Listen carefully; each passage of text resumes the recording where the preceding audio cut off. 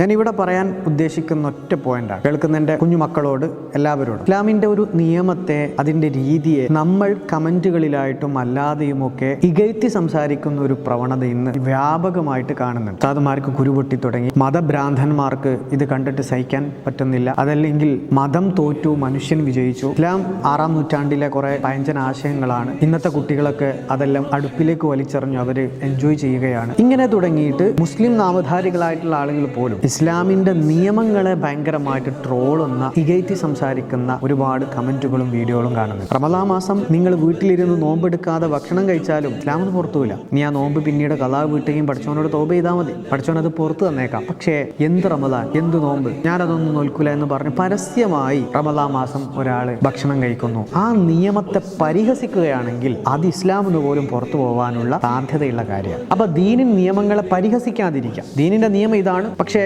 നമ്മൾ ചില സിറ്റുവേഷനുകളിൽ തെറ്റ് ചെയ്തു പോയി, പഠിച്ചവൻ എനിക്ക് മാപ്പ് താ. അള്ളാഹിനോട് ആത്മാർത്ഥമായിട്ട് തൗബ ചോദിച്ചു കഴിഞ്ഞാൽ അള്ളാഹു പൊരുത്തപ്പെട്ടു തരും. മിനിമം ദീനിനെ പരിഹസിക്കാതിരിക്കുക. അതെന്റെ പ്രിയപ്പെട്ട മക്കളോട് സ്നേഹത്തോടെ പറയാണ്. ചെയ്യുന്നത് തെറ്റാണ്, പാടില്ലാത്തതാണ്, അള്ളാഹ്ക്ക് ഇഷ്ടമില്ലാത്തതാണ്, പക്ഷെ ചെയ്തു പോയി എനിക്ക് മാപ്പ് തരണേ. എന്ത് ദീന്, എന്ത് നിയമം, എന്ത് ഇസ്ലാം, ഈ ഒരു മെന്റാലിറ്റി ആണെങ്കിൽ അത് അപകടമാണ്, അത് അത്യപകടമാണ്. ഏതെങ്കിലും നിമിഷം ഇത് ഇന്നല്ലെങ്കിൽ നാളെ മനസ്സിലായിക്കോളും.